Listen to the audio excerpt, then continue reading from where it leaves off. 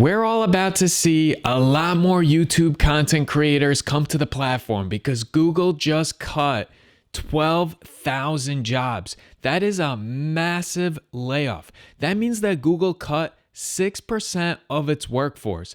And why are they going more lean? Well, the post-pandemic world isn't like what much of these companies have predicted. It's not what the tech sector has predicted. It's honestly not what I predicted. I thought that we would rely much more heavily on technology and we're never going to go back to a pre-pandemic world.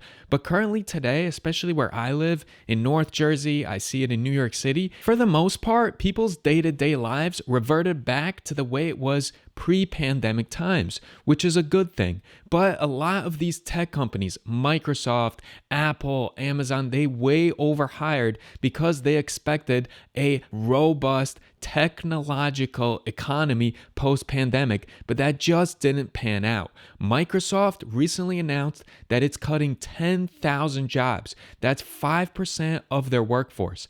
Meta, Facebook parent company, cut 11,000 jobs. That's 13% of their workforce. And Amazon cut 18,000 jobs. Now, it's not all bad for Google employees because Google was actually quite kind in the severance package that they offered. And Google is known to treat their employees really, really well. For instance, the starting severance package is 16 weeks salary plus 2 weeks for every year in the company. They're also going to honor their 2022 bonuses, and they're going to give 6 months of healthcare and job placement services. Now, the unfortunate part about this, and this happens a lot in the tech sector, we've seen it with Coinbase, basically a lot of these employees, longtime employees, woke up and they were locked out of their computers. So they didn't even get a chance to say goodbye to their fellow colleagues. But this happens a lot because it's kind of a security measure. If you are told that you're going to lose your job, sometimes you're super bitter and they don't want people to retaliate. They don't want people to copy a lot of sensitive data, perhaps sell it to someone or post it, make it public. They don't want to risk that. And so when they nix people, they go ahead and just lock them out of the system. What we all have to remember, and this is a great wake-up call, is that corporations are only loyal to their bottom line, not their employees. And that's actually how it's supposed to work, especially for publicly traded companies. So what can we do? The moral of this story is if you work at corporate, regardless of your industry, you have to keep sharpening your skill set. In today's economy, there is no cushiony, safe job. I don't care what it is. You have to continuously make sure that your skill set is current, that you haven't rendered yourself obsolete by becoming way too comfortable and not sharpening and enhancing what you are good at. What is your competitive advantage? Make sure that you continuously, through workshops, through self-education, continuously become a better version of yourself. Make yourself indispensable. Give yourself that competitive advantage that even if you get canned, you'll be okay. You'll get a severance package. And then during that time, hopefully you're able to land another gig while you're still receiving severance, and then you'll be all right. And what does that mean for the rest of us, people who use Google? Well, I hypothesize that Google currently has a lot of offerings that they give for free to users, to customers, so that they can go ahead, grab data on it, maybe sell that data. But I think you're going to see Google try to monetize their platforms a little bit more, where we might have to start paying for something like Gmail or even to have the full YouTube platform with all the videos on there. We don't quite know where it's going, but currently Google's business model allows for a lot of free services to its users. I hope it remains that way, but I see the writing on the wall that they're probably going to start monetizing things a lot more. Also, what it means for me, who uses the Google platform, for those that don't know, I'm a web developer during the daytime, and I handle the marketing and online presence for a lot of businesses, small and big. And for me, Google Business Profiles, which by the way is also free, and I wouldn't be surprised if Google starts charging for Google Business Profiles because they are so lucrative to businesses. If Google charged $200 to have your Google Business Profile up for a year, every business would do it because businesses can't exist without their Google Business Profile unless they are fully referral based. But what I see happening is a lot of these tools that I'm able to use for free, Google is going to start charging me for. And if there's customer support issues, for instance, Google Business Profiles is very, very glitchy, and I actually expect it to get even glitchier. I expect YouTube to get glitchier. I expect a lot of their platforms to have glitches that take a longer time to fix.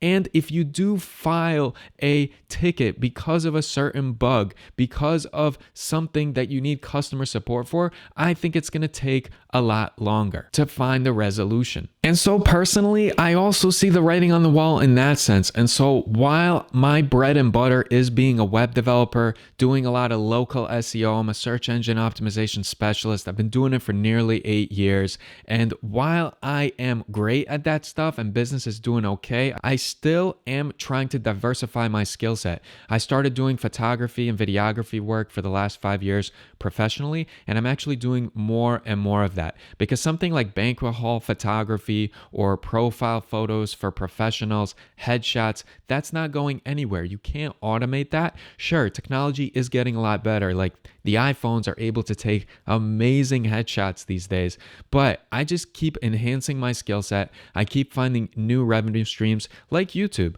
My video went viral last month and it actually netted me a nice amount in ad revenue. And so I make sure that I have a couple of different things that I'm doing. And I also make sure that I don't fully rely on technology, that at least some part of my business, I am able to just make money because they need me to be there in person to go ahead and do a certain task. For instance, for businesses, I set up a lot of events.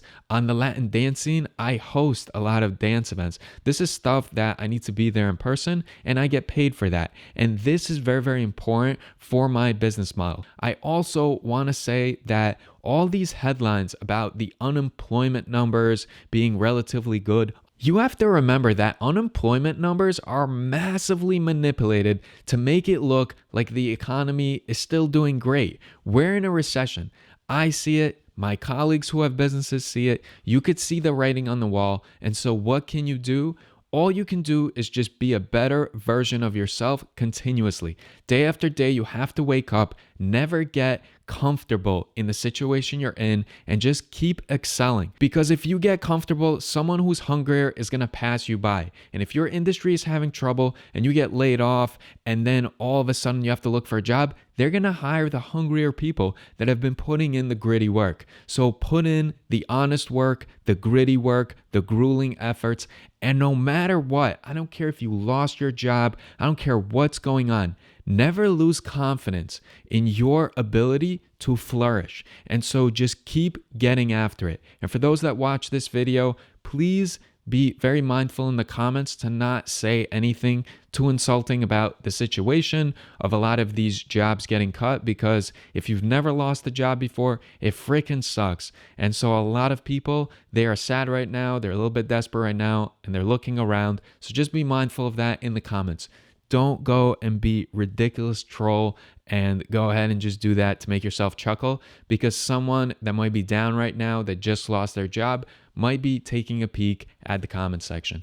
So with that being said, let me know what you think about Google cutting 6% of its workforce, and a lot of these other companies like Meta cutting 11,000 workers, Microsoft 10,000 workers, Amazon 18,000 workers. That's a lot of freaking workers that are going to flood the market and be looking for these high-end cushiony jobs. Some of these jobs, let's be real, they were fluff jobs, because a lot of these companies, when they're doing great and they have all this capital, they think it's just going to be on an exponential rise forever. And so they need to fuel their ambitions and all of their business plans with more employees to go ahead and make that idea a reality. And so they go and overhire. So some are just saying that this is a correction and it's perfectly fine and everything's going to be great, hopefully. But I wouldn't be surprised if 2-3 months from now, there's another round of haircuts like this, because a lot of these companies are tightening their belt, and who knows which way the cookie crumbles, which way the economy is going to go after this.